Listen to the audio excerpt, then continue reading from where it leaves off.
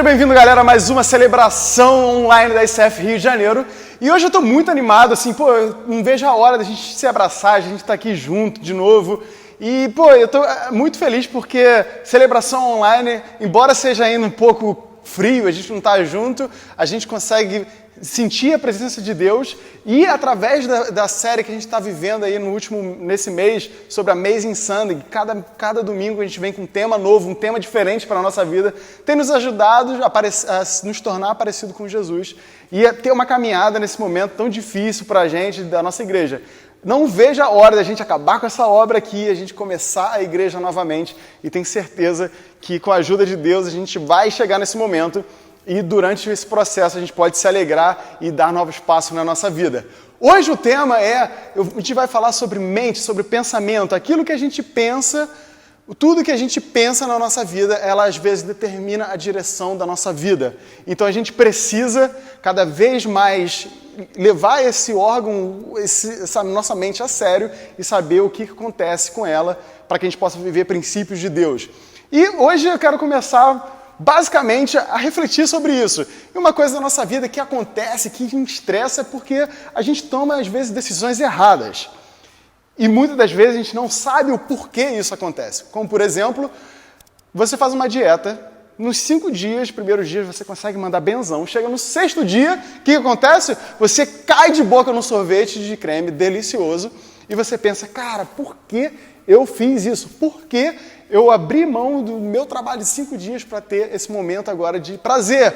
Ou, melhor, outro exemplo, você sai daqui, você sai de casa, na verdade, e você vai para Moreira César, e lá você vai com seu cartão de crédito e começa a comprar doidado. Você compra calça, blusa, sapato, chapéu, sei lá o que você compra, e você chega no final do dia, você senta e fala assim, caramba, eu precisava disso tudo.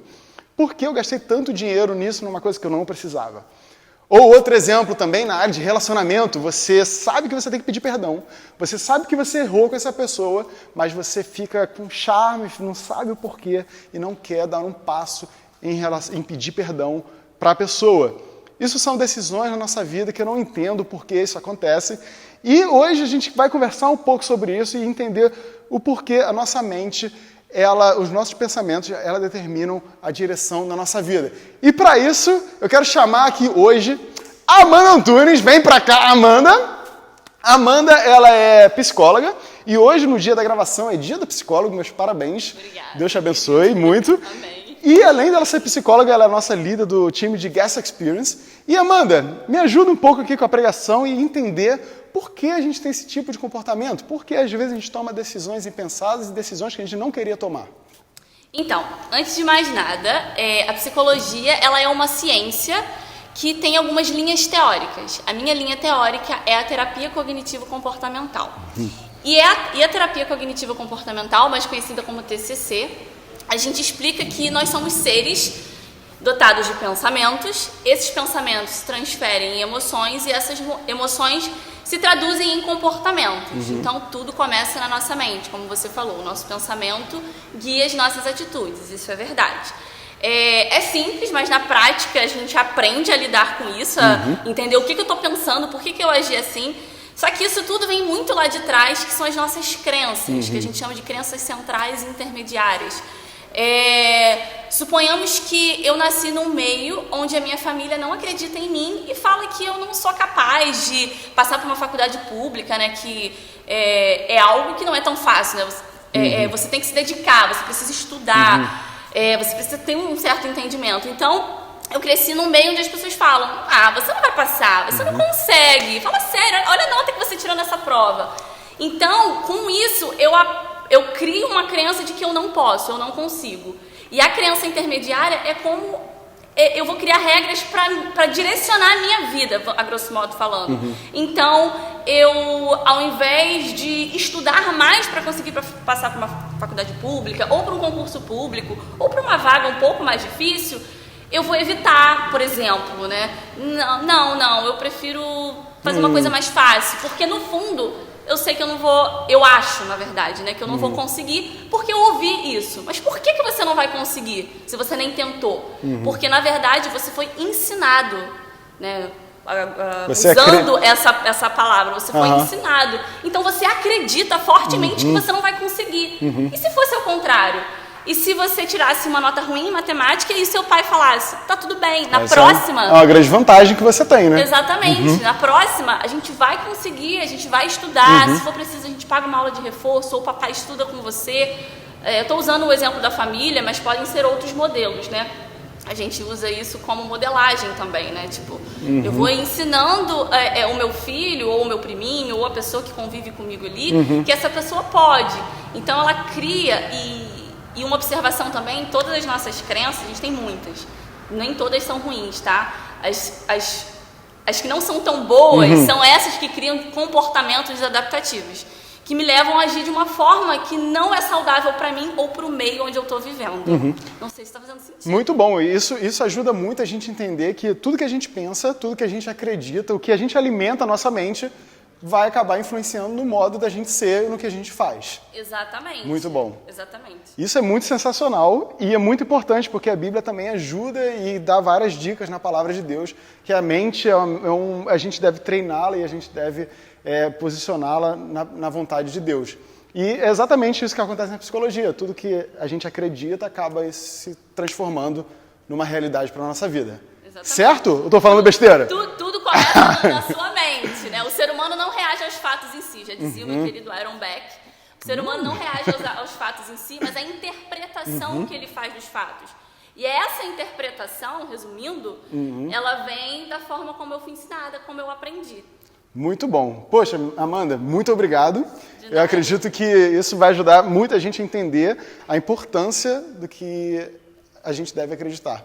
E o que a gente deve ouvir e alimentar a nossa mente. Por isso, o conselho que eu deixo, aliás, psicólogo não dá conselho, ele auxilia você a achar o seu caminho, mas a dica que eu dou é regue os seus pensamentos. Começa por lá. Muito bom. Tá bom? Fechou com chave de ouro. Beijo, muito obrigado. Então, uma salva de palmas aí pra Amandinha, você que está em casa. Tchau, galera. Valeu. Obrigado, Amandinha. Isso é muito bom. Esse tema é muito interessante, porque ele impacta em tudo que a gente faz, em qualquer lugar onde a gente estiver. Isso foi também um grande tema que impactou na área do mestrado que eu estava fazendo na Alemanha, e de perceber o que a nossa mente precisa quando há uma transformação dentro do ambiente que a gente está, seja organizacional, seja a sua família. Cara, é sensacional e tenho certeza que hoje a gente vai olhar para a palavra de Deus e a gente vai perceber que isso também é muito relevante.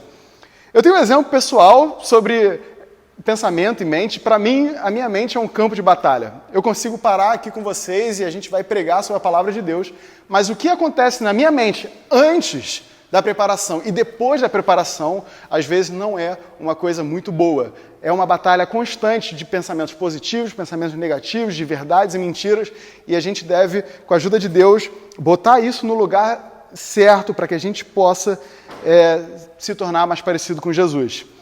Por isso vamos falar um pouco do que eu tenho aprendido, e a gente pode ver essa história com o apóstolo Paulo em 2 Coríntios capítulo 10, versículo 4 e 5, que diz: as armas com as quais lutamos não são humanas.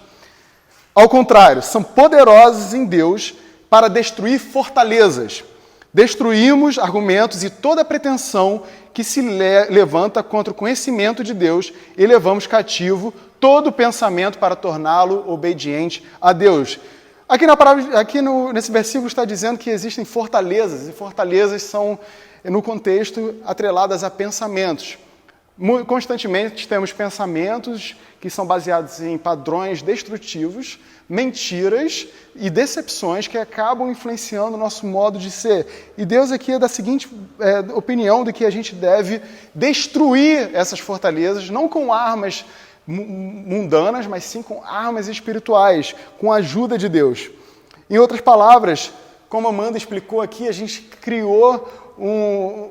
teve uma experiência cognitiva e de entender de que tudo que a gente ouve, a gente aprende, a gente põe em prática, e o que a palavra está dizendo aqui é que a gente deve ouvir as verdades de Deus para que a gente possa quebrar essas fortalezas, padrões mentais e torná-lo obediente a Deus. O apóstolo Paulo é sensacional nessa área e você pode ver isso na vida dele. Ele escreveu uma das cartas mais mas as cartas mais encorajadoras, que é a de Filipenses. E no final, e durante esse momento que ele está escrevendo a carta, ele se encontra numa prisão romana, num lugar insalubre. Ele provavelmente devia ter sido espancado, sofrendo muitas dores, num lugar ruim. E em nenhum momento a gente vê que ele pede: poxa, tenham pena de mim. Ah, pobre Paulo que está aqui jogado, me mande uma oferta. Por favor, chorem por mim. Não, em nenhum momento ele faz isso. E no final dessa carta aos Filipenses, ele fala uma coisa sensacional, que está no versículo 4 de Filipenses, versículo 8, que diz: por último, meus irmãos, encham a mente de vocês com tudo que é bom e merece elogios. Isto é, tudo que é verdadeiro, digno, correto, puro, agradável e decente. Ele está falando aqui no final de sua carta: meus irmãos, vocês devem encher a mente de vocês. Não de porcaria, não de Netflix, não de videozinho de internet, mas sim de coisas que agradam a Deus, de verdades, coisas dignas e corretas para a gente pensar. Como que um homem desse na prisão, ele vem e tem essa perspectiva e ensina a gente a controlar a nossa mente e botar a nossa mente, nossos pensamentos obedientes à palavra de Deus. E por que isso importa? Isso importa porque a nossa vida se direciona no caminho do nosso maior e mais forte pensamento. E isso a gente precisa, de forma prática, vivenciar e pedir a Deus diariamente para a gente poder ter o controle da nossa mente. E para a gente ter o controle da nossa mente é como um treino. É como se exercitar. Da mesma forma que uma pessoa deseja emagrecer, deseja ter um corpo mais saudável, essa pessoa deve treinar. Essa pessoa deve correr na praia, fazer exercício, mas isso, o que a gente faz com o nosso corpo também não é o suficiente. A gente também tem que tomar cuidado com aquilo que a gente se alimenta, o que a gente consome. Aqui, da mesma forma que a gente toma conta do nosso corpo, a gente também deve tomar conta da nossa mente. Essa mesma verdade vale para a nossa mente. Tudo aquilo que a gente consome, tudo aquilo que a gente põe na nossa mente, ela é usada e ela vai impactar a nossa vida. Então, tudo que a gente consome, tudo que a gente pensa, ela vai impactar de forma direta a nossa vida. E a gente precisa tomar bastante cuidado com isso. E eu tenho um exemplo da minha vida. Ano passado, esse ano, na verdade, eu comecei com uma prática de leitura da Bíblia, de estudo bíblico, e uma prática de alimentar a minha mente. Eu comecei a praticar um pouco de meditação. Você deve estar sentado aí pensando: caramba, o Paulo André está maluco? Ele vai falar sobre yoga, zen, sobre templo budista? Não estou falando disso. Estou falando de meditação do significado mais simples dessa palavra, que você encontra na internet, que é pensar muito sobre, refletir, meditar sobre um assunto. Gosto de passar tempo meditando. E na Bíblia a gente encontra essa palavra em diversos versículos de Salmos, como por exemplo, Salmos 119, versículo 15 e 16, que diz: meditarei em tuas ordens e refletirei sobre teus caminhos. Terei prazer em teus decretos e não me esquecerei de tua palavra. E também Salmos 145, versículo 5, que diz: eu me recordo dos tempos antigos, medito em todas as tuas obras e considero que as tuas mãos têm feito por mim. Então aqui a gente vê o tempo todo meditar, parar para pensar no que Deus fez por nós. Gastar tempo, focar a nossa mente, deixar de lado toda a preocupação, todos nossos temas, nossas correrias e parar para meditar na presença de Deus, descansar na presença de Deus. E vou explicar para vocês como que eu faço isso diariamente. Desde o início do ano eu venho com essa prática e tem me ajudado muito, tem me aproximado muito de Deus e tem me criado mais intimidade com Deus e tem dominado aquilo que eu tenho pensado sobre mim, sobre minha vida, sobre as pessoas que estão à minha volta. Ele é bem prático, eu quero explicar para você como que a gente faz isso. A gente já teve oportunidade em reunião de oração a vivenciar isso de forma prática, mas eu vou falar bem rápido aqui para vocês o que eu faço. Os primeiros 5 minutos do meu dia, eu paro e peço a Deus para que Deus possa mandar o seu Espírito Santo e revelar na minha vida o que eu preciso, quais são os temas que eu preciso me preocupar, eu preciso levar a sério, quais são as coisas do meu dia a dia que estão ocupando espaço na minha vida. Então eu tiro 5 minutos, respiro, e toda vez que vier um nome ou uma situação, por exemplo, hoje, com certeza escrevi pregação. A pregação de hoje é uma coisa que estava ocupando o meu dia. Então eu escrevo, eu pego 5 minutos, ponho no cronômetro e foco nisso. Eu tenho uma grande dificuldade em oração, porque eu tenho um pouco de déficit de atenção, em oração principalmente, eu começo a orar, Deus, obrigado por esse dia, mas caramba, eu tenho que mandar um e-mail, Deus, obrigado porque eu tenho, o Senhor está comigo aqui hoje, mas espera aí, eu tenho que ligar para alguém. Acaba que na oração mental eu acabo me perdendo, então por isso que eu preciso tirar esses 5 minutos e escrever aquilo que tem ocupado a minha mente. E depois eu abro o aplicativo da Bíblia, do YouVersion, e ali tem todo dia um versículo do dia. E ali eu pego aquele versículo, oro, leio e escrevo uma oração. Eu escrevo o que Deus tem falado comigo, o que aquele versículo me ensinou. E sigo ali todo dia lendo esse versículo do dia. Depois desse versículo eu leio um versículo do Novo Testamento, do Antigo Testamento, e também um do Antigo Testamento. E para ambos os textos eu escrevo uma oração, o que Deus tem me ensinado. Essa prática tem me ajudado bastante em pregação. Muitas das coisas que eu tenho falado aqui vêm desse momento de experiência com Deus, de ouvir e saber o que Ele quer para mim e para a nossa igreja. E depois eu faço salmos, leitura orante dos salmos. Se você é tradicional, você deve conhecer isso. E depois eu pego provérbios e pego um versículo, uma sabedoria que eu posso aplicar para a minha vida hoje. No final, ele é o mais importante. E isso é o que me ajuda na meditação. Tudo que eu li, eu escrevo uma carta de Deus para a minha vida, para que eu possa alimentar a minha mente com verdades. Isso eu tenho feito diariamente. E tem impactado a minha vida, porque se eu não faço isso, o que acontece com a minha mente? Eu começo a pensar, pregação hoje? Eu não sou capaz. Obra? Será que a gente vai conseguir? Será que eu sou jovem demais? Será mesmo que eu deveria ser pastor? Será mesmo que eu deveria estar aqui pregando? Não. A partir do momento que eu começo a focar a minha mente em Cristo, cientificamente, eu estou criando novos passos cognitivos para a minha vida, novos caminhos neurais, mas teologicamente, o que eu estou falando? Deus renova a minha mente. Deus não deixa eu acreditar em mentiras. Eu quero te perguntar nessa noite, quero fazer 2 perguntas.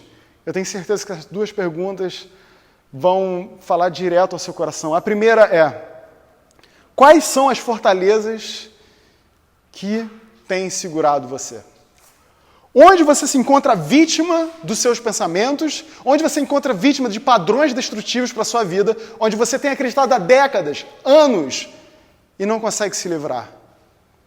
O que tem agarrado você? Quais são essas fortalezas que precisam da intervenção do Senhor para que elas possam ser destruídas e possam criar em você uma nova forma de pensar? Identifique-as. De repente, o seu passado te condena. Você deve pensar, por que Deus pode me usar com um passado tão horroroso? Deixei tantas pessoas machucadas, deixei tantas pessoas tristes. Eu fui um homem horroroso, mas como que pode Deus me usar hoje? Ou de repente você tem problemas na sua área financeira e você pensa, como que eu vou conseguir sair dessa crise? Como que eu vou sair e vivenciar uma liberdade financeira? Ou de repente o tema é você, a doença. Você acredita que toda a sua família morreu com essa doença, que você também morrerá e de repente isso vem corroendo seu coração e vem escravizando a sua mente. Ou de repente relacionamento. Você acredita que você não terá um relacionamento feliz, que você não conseguirá um dia casar, ter uma namorada ou até mesmo recuperar o seu relacionamento. Identifique hoje as mentiras, as prisões que você tem acreditado na sua vida. E eu tenho hoje também uma segunda pergunta. Quais são as verdades de Deus que destroem essas fortalezas? Nomeia-as, escreva-as. Não deixe essas coisas morrerem. Sempre quando alguém me escreve uma mensagem e fala, Paulo André, eu sou muito grato pela sua vida, eu te amo, eu gravo, eu favorito, deixo lá bem favoritado, para que essas verdades possam ir ao meu coração nos momentos mais difíceis, nos momentos que eu tenho acreditado em mentira, eu abro isso e corro as verdades. Eu corro a palavra de Deus, é um estudo bíblico pela manhã, escrevo, falo, Deus, o que você quer me ensinar através da sua palavra? Faça isso, escreva, faça isso de forma ativa. Não deixe a sua vida ser seguida por essas mentiras. Se você tem dificuldade nessa área financeira, você pode declarar e dizer, Deus, o Senhor é o meu provedor. Isso que eu estou passando é uma fase, mas a sua provisão virá e a sua bênção irá chegar na minha vida. Você deve manter-se firme e saber que Deus é por nós, Deus está do nosso lado e nada pode parar o plano e o trabalho dele para a nossa vida. Durante o louvor, agora eu quero que você abra seu coração para que você possa pensar em que fortalezas tem segurado a sua vida. Para que você possa pensar quais são os padrões de mentiras que têm escravizado você. Eu quero que você faça isso de forma ativa. Quero que você escreva, quero que você reflita pelo menos uma situação que você se torna escravo.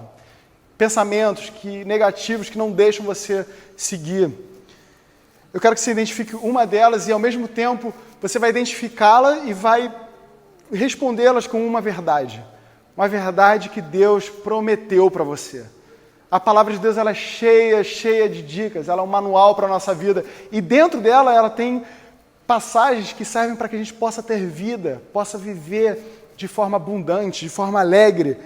E para que a gente possa ter novas formas de pensar, novos padrões de entendimento, de pensamento e de uma nova identidade. Eu quero que você entenda isso, que você não se sinta escravo dos seus pensamentos negativos. Que com a ajuda de Deus, essas fortalezas serão destruídas e você vai botar a sua mente obediente, cativas na presença e na vontade de Deus.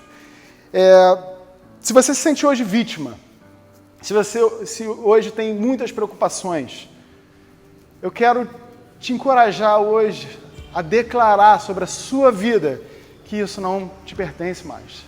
Isso não faz parte de quem você é. Você não deve andar preocupado com coisa alguma. Então declare para a sua vida, fale de voz alta, por causa de Cristo, eu não sou ansioso por coisa alguma. Eu lanço minhas preocupações em Deus, porque Ele cuida de mim. Eu tenho a paz de Deus habitando no meu coração e governando a minha mente. De repente você tem um sentimento de que você não consegue tomar decisão, uma decisão tomada para você com muito custo, com muito medo, e você não se sente capaz, você tem medo de errar. Então declare sobre a sua vida que a minha vida pertence a Deus. Diariamente eu o busco e diariamente Ele direciona meus passos. Eu reconheço a sua voz e Ele me leva para a sua perfeita vontade. Talvez você tenha falta de confiança, de confiar em Deus em todas as áreas da sua vida. Seja relacionamento, seja financeiro, seja no seu trabalho, seja na sua família, seja naquilo que Deus te confiou de talento. Então você pode declarar sobre a sua vida e dizer, minha confiança está em Cristo. E somente em Cristo. Por causa do seu Espírito Santo que habita em mim, eu posso fazer tudo que Ele me chamou para fazer. Escreva isso, pense sobre isso, confesse e repita isso até que você acredite nas verdades de Deus para a sua vida. Você deve escrever, você deve pensar e você deve confessar isso para Deus e até que você acredite nisso. No início parece estranho, no início você vai achar que parece coisa de coach, parece que é repetição mental, mas na verdade são verdades de Deus que você quer acreditar, você quer viver, mas de repente a sua vida diz que isso não é possível. De repente a sua experiência diz que não é bem assim que você está falando. Mas eu quero te dizer uma coisa, eu não quero que você esqueça onde a sua ajuda vem. A nossa ajuda vem do Senhor, vem da palavra de Deus, vem das verdades que Ele tem para a minha vida e para a sua vida. A gente deve acreditar de todo o coração e a gente deve treinar a nossa mente, porque a gente treina tudo, a gente treina o nosso corpo, a gente cuida do nosso carro, a gente limpa a nossa casa, mas a nossa mente a gente deixa simplesmente de qualquer jeito. Mas a gente deve treinar, a gente ter pensamentos positivos e saber que Deus é por nós e é começar a acreditar nessas verdades. estou de saco cheio de gente que fica, não, porque é minha experiência, eu passei por isso. Ponha Deus no centro da sua vida e você tenha certeza que Deus vai cuidar da sua vida. Ele promete, Ele é seu provedor. Não tenha medo de que você pode perder seu emprego, não tenha medo de que vai faltar alguma coisa para a sua vida. Tenha certeza que Deus tem um plano para a sua vida e para a minha vida. E essa é a verdade que a gente deve se fortalecer. E se a gente se fortalece nisso, a gente é imbatível, a gente corre, a gente consegue fazer sinais e milagres e a gente pode viver os planos de Deus para a nossa vida. Eu quero te encorajar a você escrever essas verdades na sua vida, a você pensar diariamente e confessar isso para o Senhor Jesus. E repita isso até que você acredite. É como aprender o idioma. Eu aprendi alemão, comecei a aprender alemão em 2011, há quase 9 anos. E quando alguém falava alemão comigo, eu recebia mensagem em alemão, eu ouvia aquele alemão, tentava traduzir para português, e de português interpretar aquilo ali, o que essa pessoa está querendo dizer. Formular a minha resposta e traduzir a minha resposta para que eu possa falar em alemão para que essa pessoa possa entender. No início é meio desconcertante, é meio... Você não consegue, gagueja, tem medo de falar, fala errado, não sabe falar direito, mas chega um momento que a chave vira. Hoje, a pessoa fala em alemão, eu entendo alemão, penso em alemão, já respondo em alemão. E se você começa a virar essa chave, você ganha até uma esposa alemã, que nem eu, que para alemão, para mim, é o idioma do amor. Mas é isso que deve acontecer na nossa vida em relação aos pensamentos e às verdades de Deus. Para quando vier as dificuldades, quando vier o momento difícil, vier as mentiras, você não vai responder com pensamentos negativos, você vai responder com as verdades absolutas do Deus Altíssimo. E você deve fazer isso. Uma hora essa chave vira e se torna automático. Você se torna uma pessoa alegre, uma pessoa para frente, uma pessoa que tem uma nova esperança. Eu quero te convidar agora, nesse momento de louvor, a você refletir. Qual é a fortaleza mental que tem escravizado a sua vida e qual é a verdade de Deus que responde a ela? E que você possa, nesse momento de louvor, orar e pedir a Deus uma liberdade, um encontro com Ele.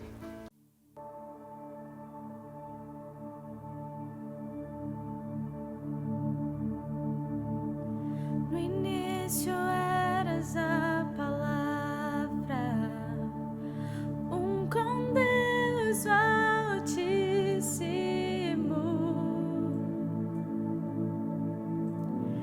O mistério de tua glória, Cristo em ti se revelou. Oh, quão lindo esse nome é! Oh, quão lindo esse nome é! O nome de Jesus, meu Rei. Oh, quão lindo esse nome é! Maior que tudo Ele é. Oh, quão lindo esse nome é! Nome de Jesus.